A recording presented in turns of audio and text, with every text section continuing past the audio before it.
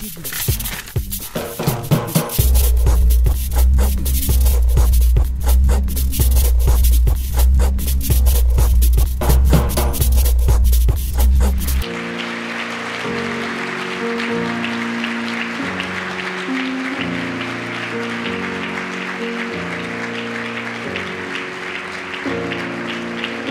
evening. My name is Paul Holden-Graber. I'm the Director of Public Programs at the New York Public Library. It is my pleasure to welcome to this stage Felix, Rohatyn, Nouriel, Roubini, Jeffrey Sachs, and Charlie Rose. The subject is a subject that is on everybody's mind. We clearly are all wondering what next, where are we going? This comes from Nouriel Roubini. Professor Roubini said, the crisis was caused by the largest leveraged asset bubble and credit bubble in the history of humanity.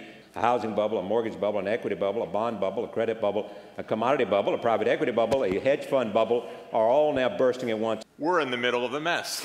In the middle of a panic, a sense of direction and purpose by itself gets a lot of headroom. And the most important economic statement of the 20th century was, we have nothing to fear but fear itself. A sentence played a large role in actually saving the United States. Why? That's so odd. It didn't change a single resource, didn't cost a penny to say, and yet it changed the mood of a country in a feeling of free fall and panic. Because I think the most important thing in a crisis is to have people feel that somewhere somebody knows what he's doing.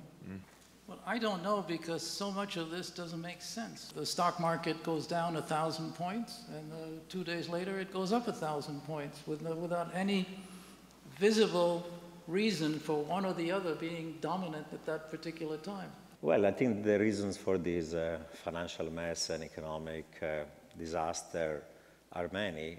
The bursting of the tech bubble, Fed funds rates, the housing bubble, self-regulation, regulators being asleep at the wheel, euphoria and mania, over-reliance on internal risk management models, all these kind of toxic underwriting, subprime for near prime, for old A, for prime, for jumbo, for piggyback loans, for home equity loans. Greed and arrogance, distorted incentives, credit cards, auto loans, student loans, mortgages, or commercial real estate. So there are many culprits. So you can create the equivalent of, a financial monster. The freak finance or Frankenfinance is not what finance is supposed to be.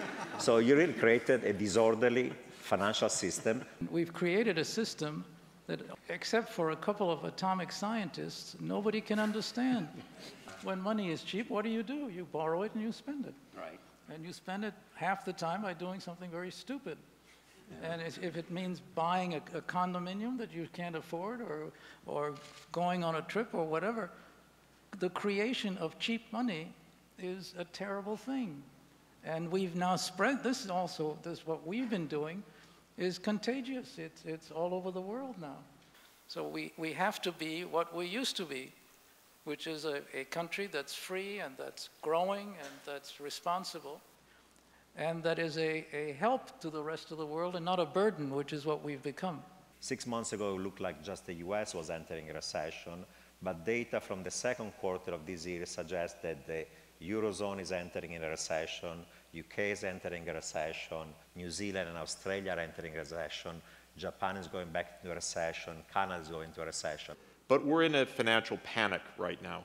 A financial panic means the self-fulfilling drama of every normal lender feeling that they can't afford to make a loan, even to a safe business, for fear that no other lenders are going to be making those loans, indeed are going to be withdrawing the credits.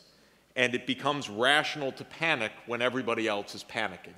When that cordon has been thrown around the banks, the attitude has not been, thank God they're stepping up to this.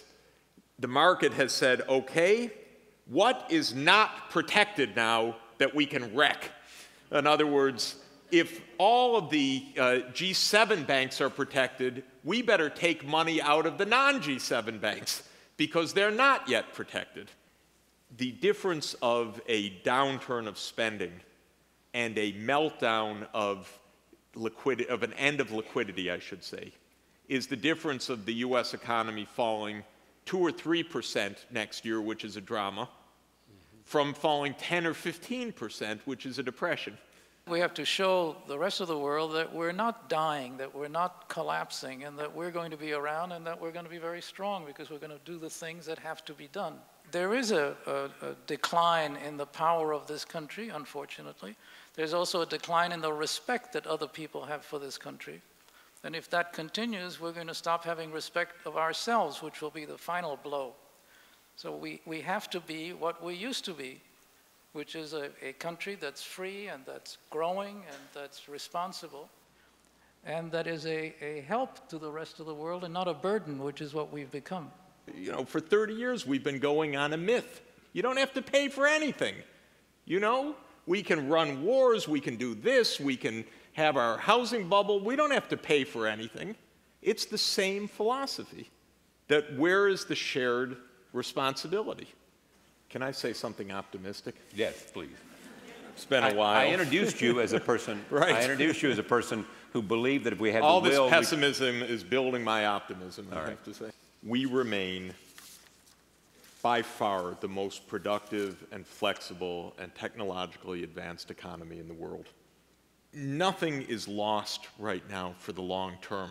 We're not in a Great Depression. We're not going to be in a Great Depression also, I believe. We're going to be in a serious recession, which is going to feel miserable, but it's a lot different from 25% unemployment and a sense of helplessness. Capitalism comes in many flavors and with a tremendous amount of success in some of them. And capitalism is not ending. A market economy makes a lot of sense and it has great strengths, but this kind of fundamentalist market economy is ending in this country. This will be our 13th recession, and that means it'll be our 13th recovery also. But this is not the end of times, and this is not the end of the world, and this is not the end of America, and it's certainly not the end of hope.